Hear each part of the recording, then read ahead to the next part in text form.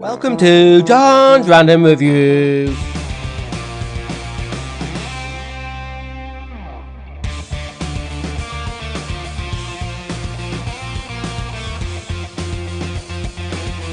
Boiling water. Hi, welcome back to John's Random Reviews. We've got an exclusive, I think it's nearly an exclusive. We'll get into the details. What's this brown box next to me? This is a MAKITA 36 volt kettle, and it's all the way from Japan. Now then, why have I imported a kettle from Japan? It's the 14th, the day this video is coming out. Well, it's coming out pretty much today, but you might not watch it today, is the 14th of January. This came out in Japan before Christmas, and I don't know exactly, maybe in December, or maybe a little bit early in Japan.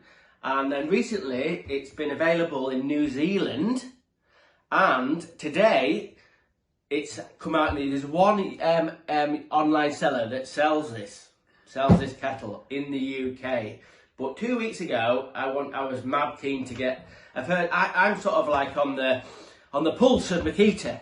Do you know what I mean? I've got my ear to the ground here about MAKITA, so I knew this was coming out. I've seen sort of online stuff about this kettle coming out. So about 2 weeks ago, I bit the bullet. There's a seller from Japan who imports these to the UK. So I thought, well, do you know what I mean? I've had a good Christmas, and well, didn't have much money left because I went to Iceland anyway. So I thought I'll buy this.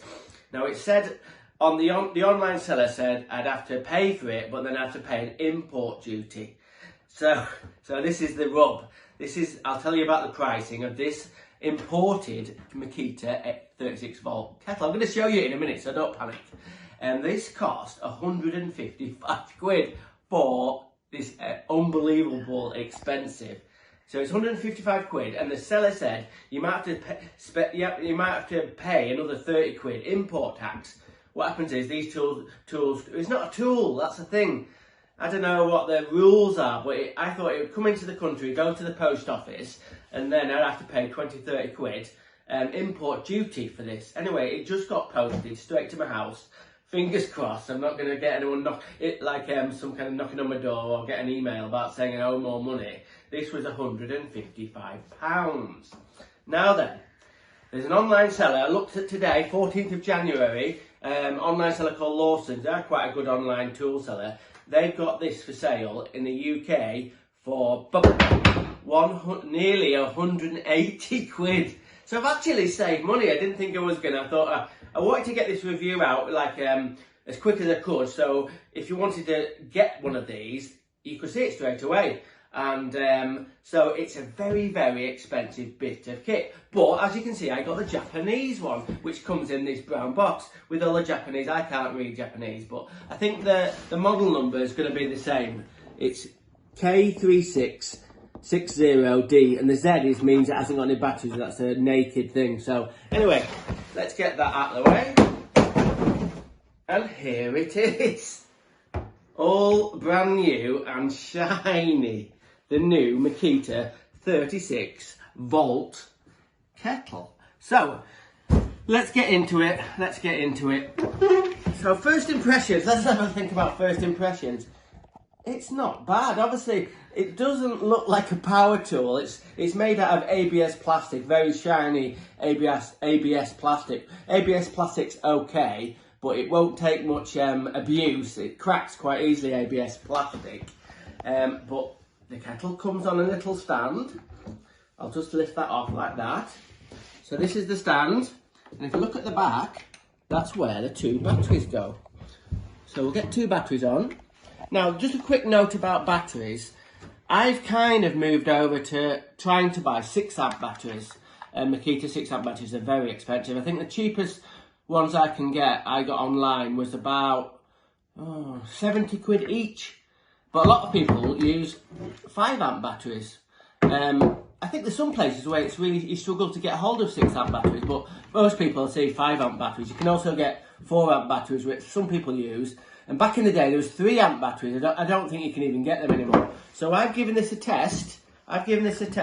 With 6 amp batteries for you, so you don't have to do that. So let's get both batteries on. They just push in there and lock on. And it's got a battery indicator. Come in a little bit.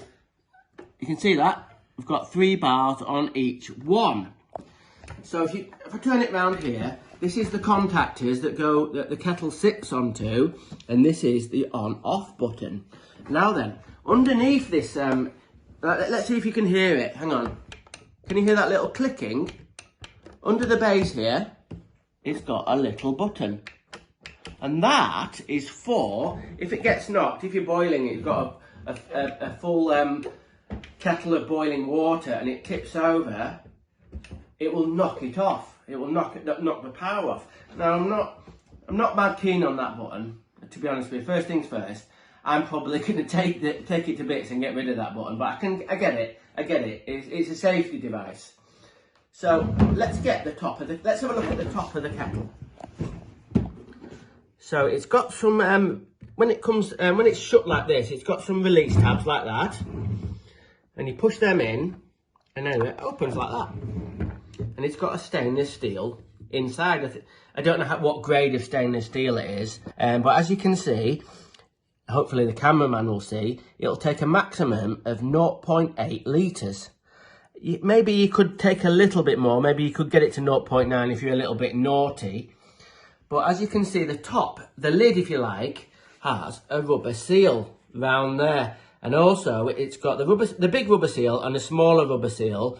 And this little item, gadget, whatever you want to call it, wing dad, is that a thing? Anyway, what that's for is when you shut this up and put it on the machine to boil, what happens is it gets to boiling point, it has a sensor in it that turns it off, and then to stop it pressurising in there, the actual steam comes through these little holes, tracks across here and out of there, and it steams out of the spout so you can see whether it's going to boil.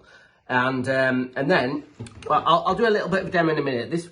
We'll get this going in a bit, but that lights up, and then when it goes up to temperature, it proper boils it. I'm not kidding you. It properly goes to boiling point. It doesn't just the whole thing. It's great.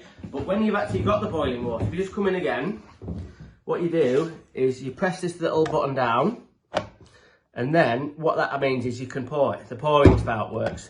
So with that down, you can see that. Look at that. It releases this little tab, this little other thing.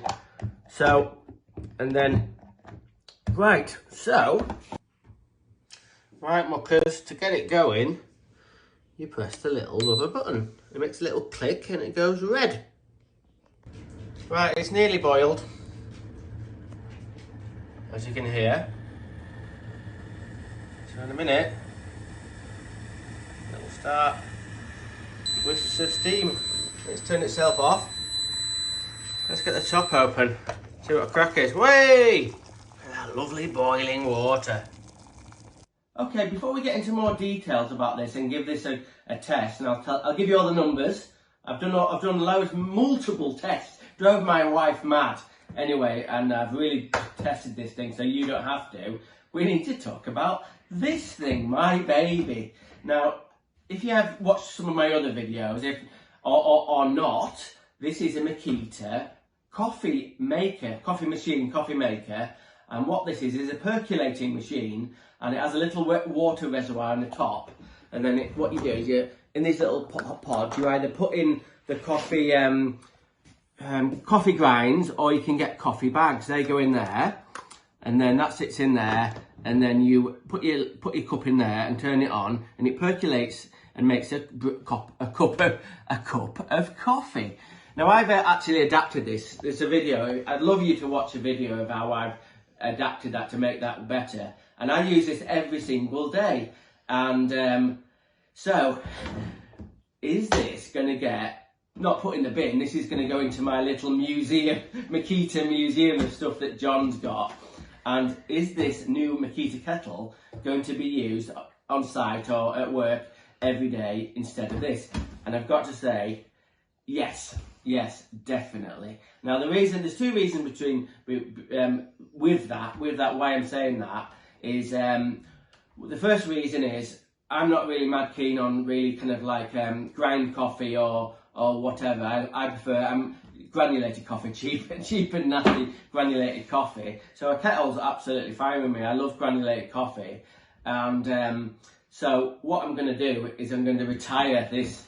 It's going to, oh my goodness me, this is done. I've used this for the last year, so I'm afraid this is going to get retired. But quick other note, this item, you can get these online. If you're a bit of a coffee fan, it's a good bit of kit, it really is. But it's £90 this, so that's £90. And if it only takes one battery and it'll do about 3 brews.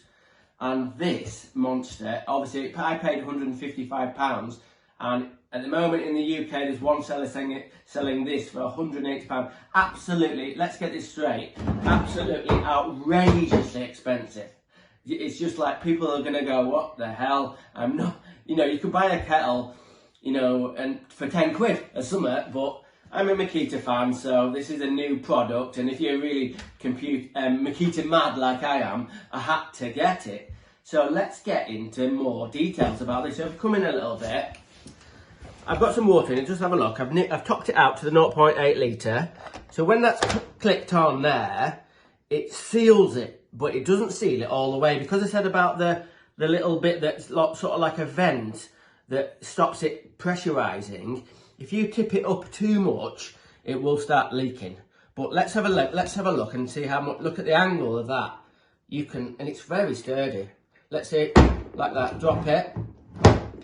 That's not going anyways. Like I said, stuff gets banged about in the van, and but if you tipped it over, it would. Look, we'll see if we can tip it over nearly all the way. What happens is it will start leaking. I'll just give you a bit of an example of this. Let's see if we can make it. It's pretty good on the base, really good, but oh, look at that, still starts coming out there. So if you did tip it over, it would start leaking. If it tips over, just pull it up straight, pull it straight back on its base straight away. But it's quite sturdy, and a lot of the weight seems to be in the batteries actually, because it's obviously when it's full of water, you've got nearly a litre of water. I don't know how much the batteries weigh, but I don't know, it's quite compact. Obviously, compared to the coffee machine, it's a bit bigger and it's a bit taller, but it's not a million miles away. So what you want to know now is the figures. So I'm not going to do the thing where you kind of get it going and you do the time-lapse thing. I'm going to tell you what it does. So I fill this up to the fill line, which is 0.8 litres. I put 2 6-amp batteries in, fully charged, and then it took about, sorry, I've got my little notes here, it took about 7.5 minutes to get to boiling point. Now with it up to that line, 0.8 litres, you will get 3 decent mugs of, well, you can make a coffee or tea, but let's just say a cup of boiling water. Right, let's get this kettle filled up. Got the old Makita mug. This is probably a standard size mug. So we'll get a tap going. And we'll fill up approximately a cupful of water. That's 1 cup. Oop. 2 cups. And then 3 cups. So 3 cups of water. You can see it's just over the 0.8 litre mark. So 3 decent mugs of coffee or tea. Takes 7.5 minutes to boil. When this had boiled the first time, on the back of here, 2 of the bars were still showing on the actual kettle, and on the back of on the batteries, 3 of the bars were showing. And then what I did was I let it cool down a little bit, and then I boiled it again.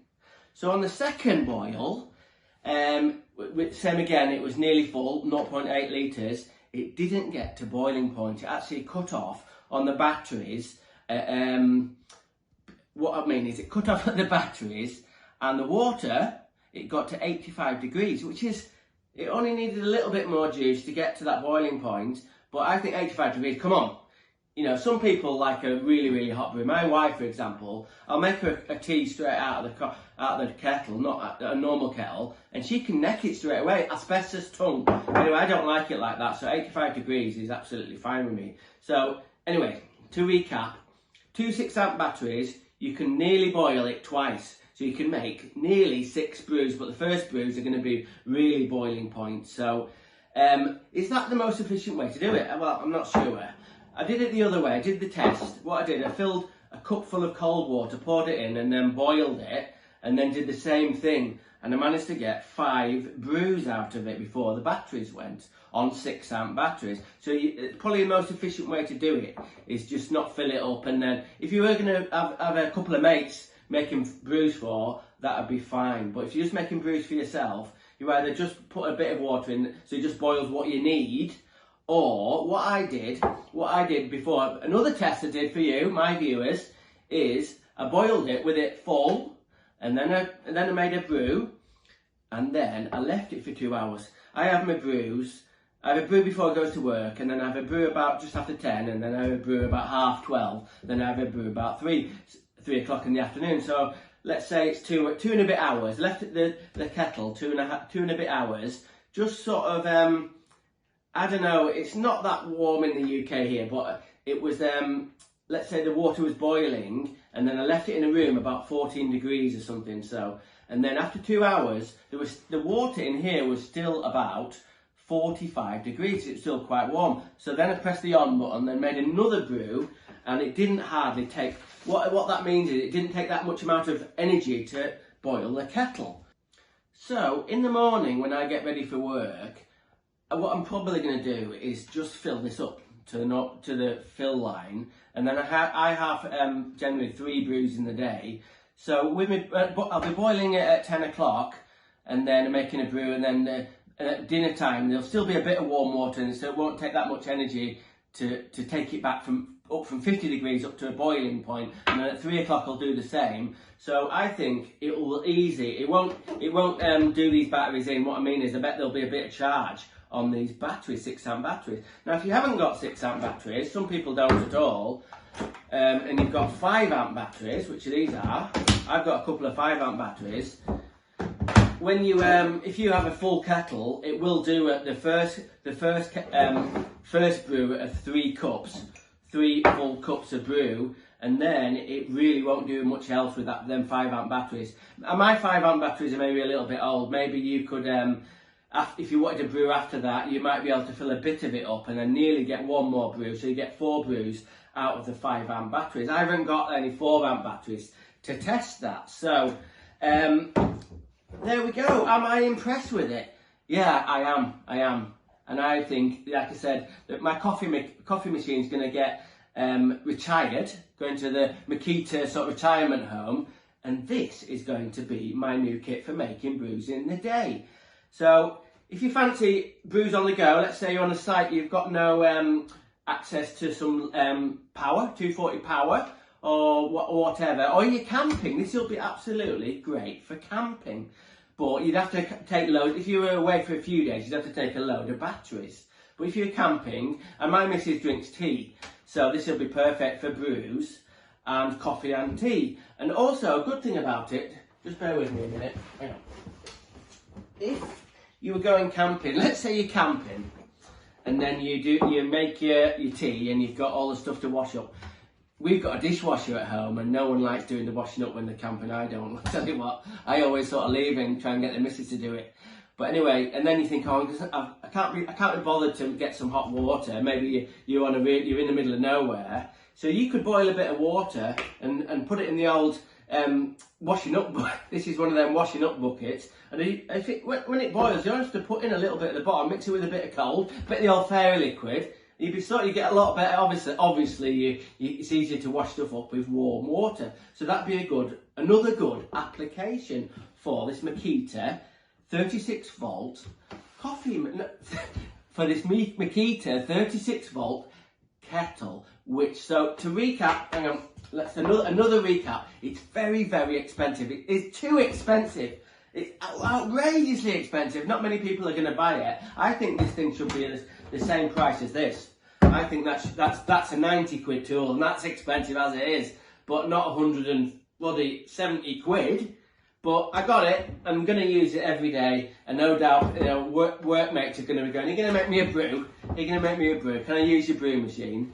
And that's fine. That's fine. Do you know what I mean? So, so that's this video, now I'm going, as usually what I do, I'm going to improve this thing. Maybe I'm going to take it to bits. This is going to be another video. I'm going to see if I can make this improve. First thing I'm going to do is I'm going to get rid of that button. I'm going to link that out. I don't like that because if it's in my van it's a bit uneven, that's going to be a pain, because if it's a bit uneven surface, it's not going to work. Other thing I'm going to do is going to see if there's any insulation between the plastic and the stainless steel to see if I can improve that. And this is going to be a bit of a funny one, this one. Obviously this is 36 volt because it takes two 18 volt batteries. Now my other range of MAKITA stuff is XGT, which is 40 volt, where it's really 36 volt batteries. And what I'm going to try and do is kind of convert this to run on an XGT battery. I might not be able to do it. There might be some boffins out there to say it's impossible. But I've talked to an electrician friend, and he reckons it's possible to make like a special bracket on there and put one 40 volt XGT battery on it. Will it work? I don't know. But anyway, there's my review. Exclusively just come out in the UK. I mean, it's brand new, this, to the UK, at the MAKITA 36 volt kettle. Okay, thanks for watching. Random is rad. Rock on. Thanks for watching. Subscribe, unsubscribe, give me a thumbs up, give me a thumbs down, tell me you love me, tell me you hate me, tell your friends and neighbours, tell that weird guy from across the street with the one-eyed dog, tell me anything, but most importantly, let's get in.